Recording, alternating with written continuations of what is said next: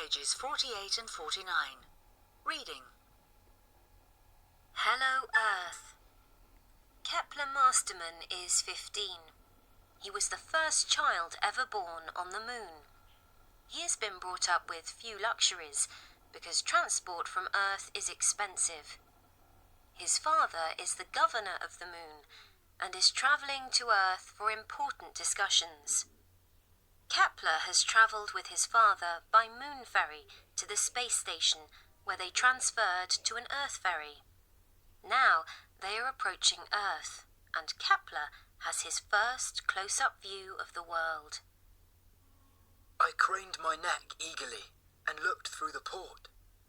I recognised the narrow spindle of Central America, and then the steely shimmer of the Atlantic lay beneath us. It went on and on. "The planet's all water," I gasped. "7/10 of it is," Father agreed. But, oh, wow! It was feeble, but what words could I have for it? A world that was 7/10 water. Why, on Moon, water was harder to get than oxygen, much harder. Breathing was free.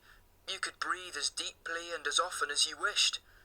Now that the hydroponic gardens were going, we didn't have to pay for our oxygen anymore. But water was something else. Every ounce of it was worth its weight in moon minerals. Dirt was removed by electrostatic filters in the labs and living units. Washing was a luxury, and drinking a special delight. There was no free water on Moon. Every ounce we used was extracted in the refinement of the ores we sent down to Earth. And the mining companies charged us for it, every drop.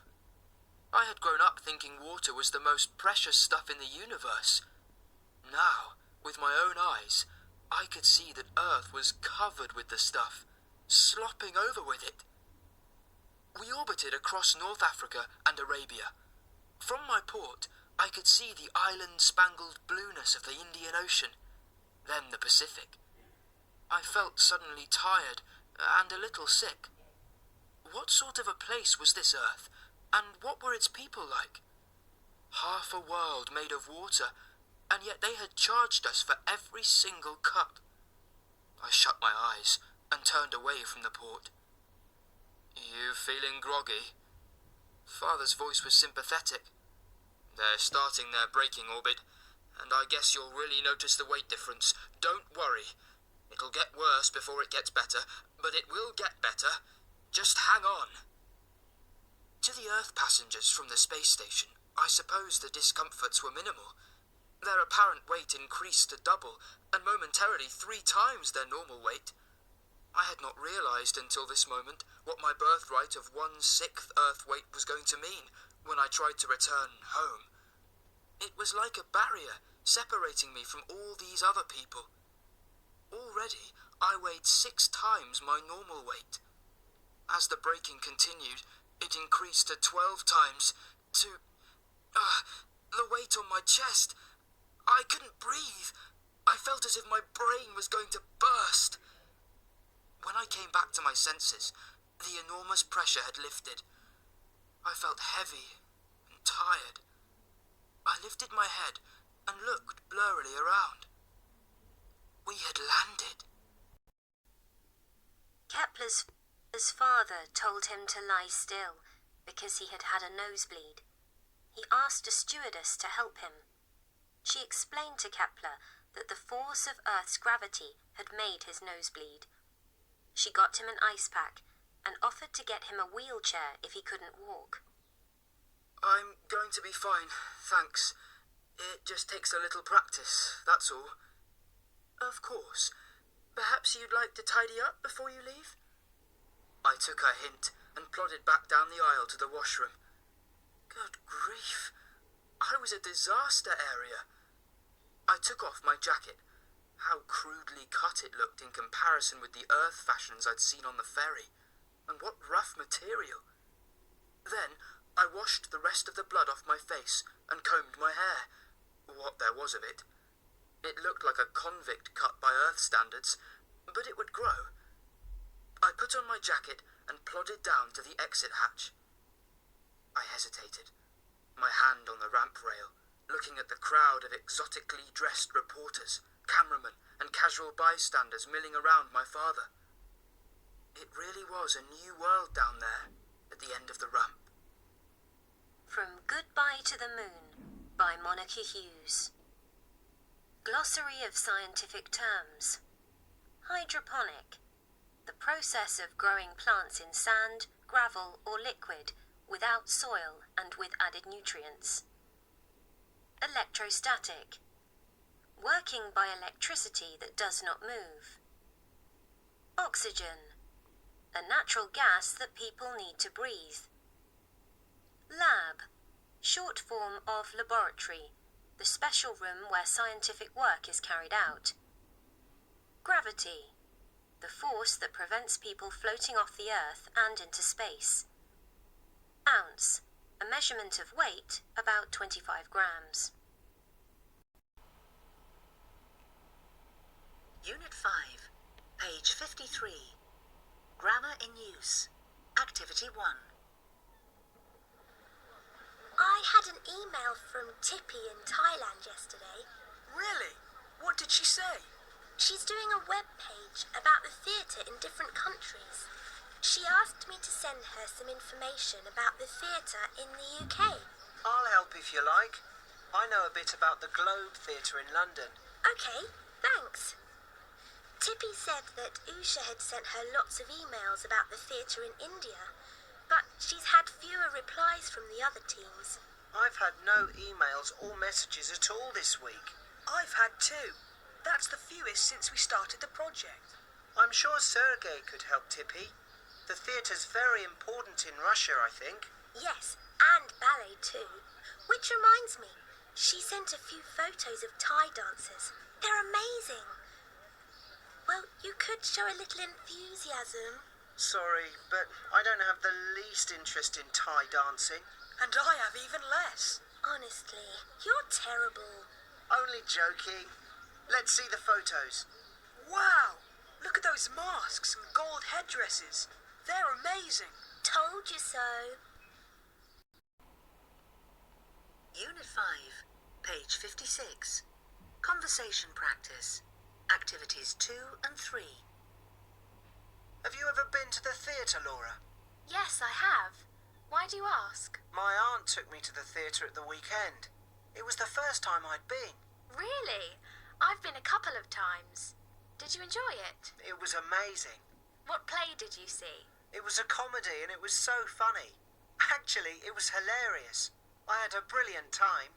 The last time I went to the theatre was to see a ballet. Ballet's just not my thing, really. Typical boy. I loved it.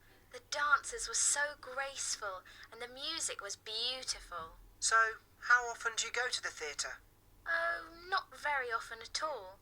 I go to the cinema a lot, though. Me too. What was the last film you saw? It was a thriller.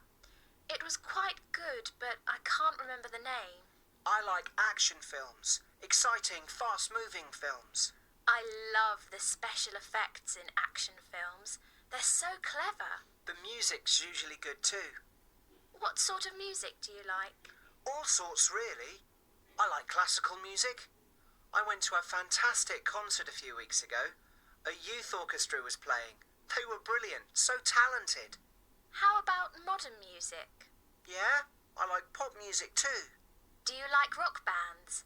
I'm really into rock music. Are you? Yes, I've got loads of CDs. You can borrow some if you like. Great, thanks.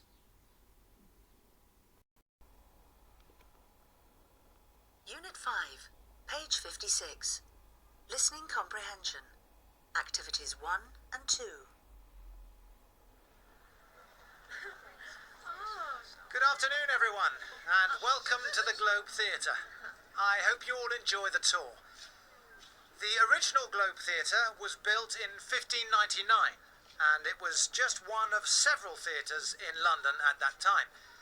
As many of you will know, going to the theatre was enormously popular in the 16th and early 17th centuries. Both rich people and poor people went there to see the latest plays, which were written by a number of well-known writers, the most famous of whom, of course, was William Shakespeare. This, of course, is not the original theatre. Sadly, that building was destroyed by a fire in 1613. The present Globe Theatre was opened to the public in 1999. It stands just a few metres away from the site of the old theatre. In Shakespeare's time, the south bank of the River Thames was well known for its theatres. Perhaps you have heard of the Swan Theatre and the Rose Theatre, both of which stood not far from here on the south bank. Well, let's go inside and take a look.